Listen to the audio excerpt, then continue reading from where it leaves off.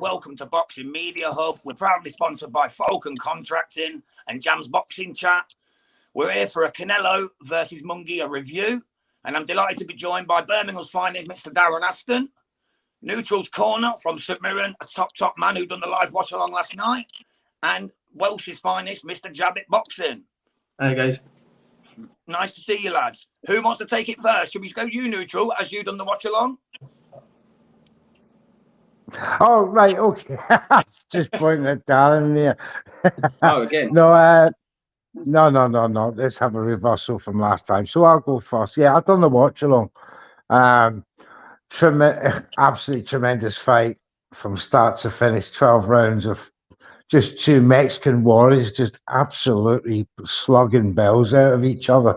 And from the casuals' point of view, you know, it was well worth the money. You know, the casual fans for that, it was well worth the money based on that fight alone. From a Mexican point of view, from a hardcore point of view, it was an expected result. Although, you know, some of the predictions we done there the other day was we were edging towards Munguia, but in hindsight, it's easy to say, isn't it? But what a masterclass! You know, he was down for me for 3-4 rounds. But I thought I had it at one point Munguia 3-1 up, and then that fourth round, that uppercut, stunned me. And as soon as I seen Munguia on the ground, and you know, I just thought, is he done? Is he done? Is that it? Is Canelo going to pounce all over him? Is he going to end him? But no, he didn't. It was a measured performance by Canelo. And by rounds 7, 8, and 9, I think I give the 9th to Munguia. But see, them championship rounds, Canelo was piling the pressure on. Something awful to Munguia. And in the end, it was a comfortable, unanimous decision. But I have to hold my hat up. I've bet against him 3 times now. I'm not doing that again. There's nobody to beat Canelo now at 168 for me. 175 is a different story.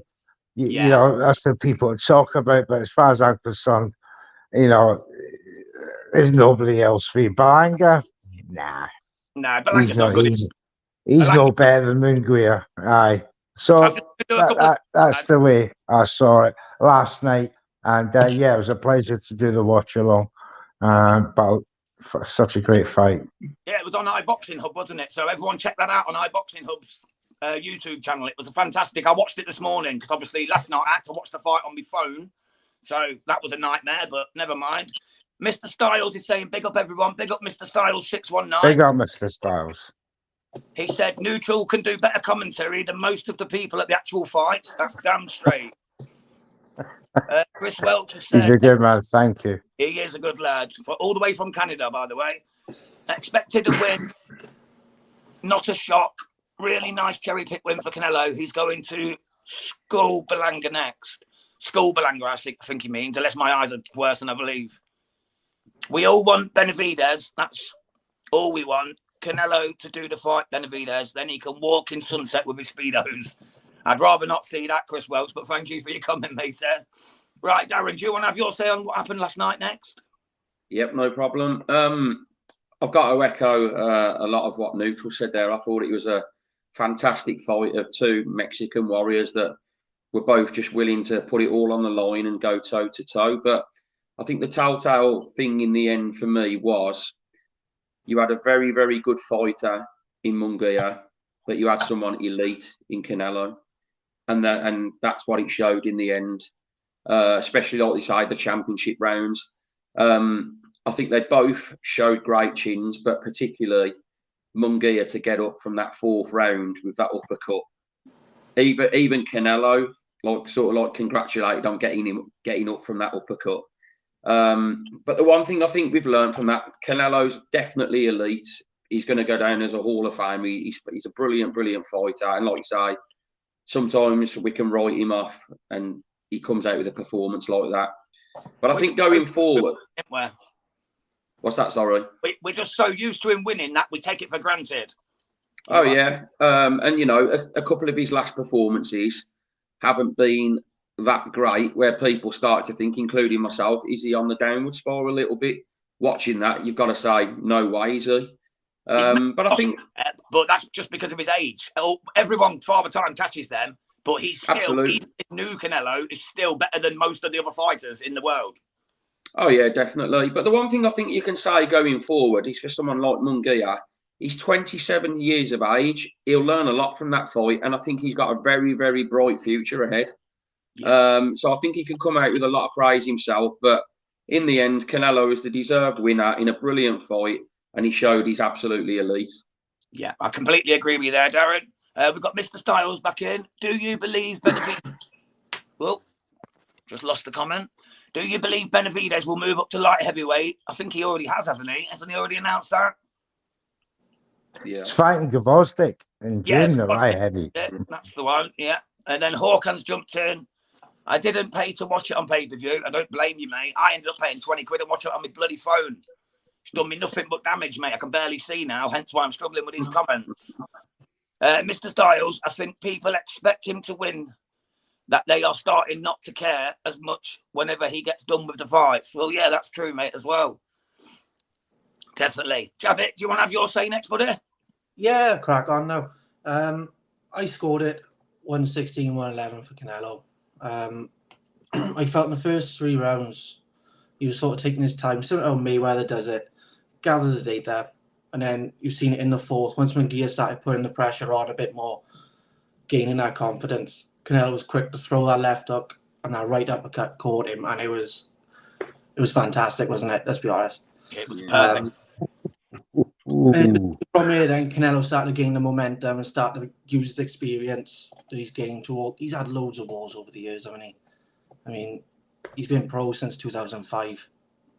Actually, he's had some slugfests, yes. We have. And I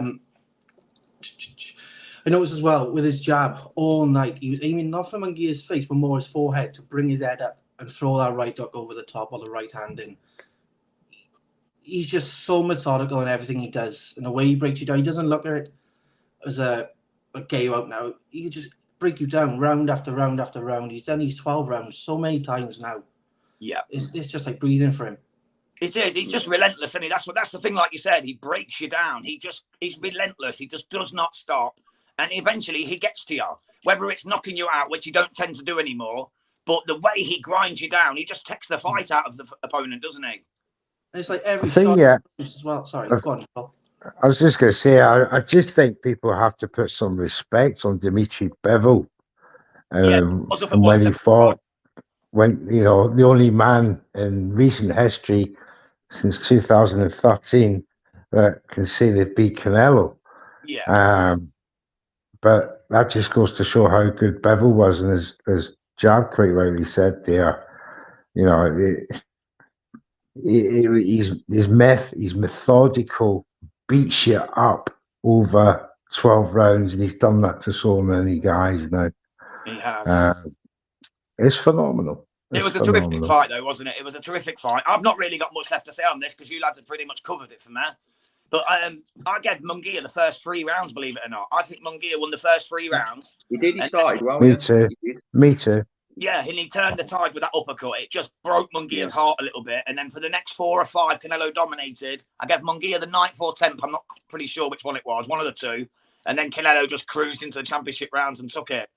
So for me, it was a masterful performance from one of the elite of all time. I think he goes down as one of the greatest fighters of all time, not just Mexican, not just super middleweight. I think he's one of the greatest of all time.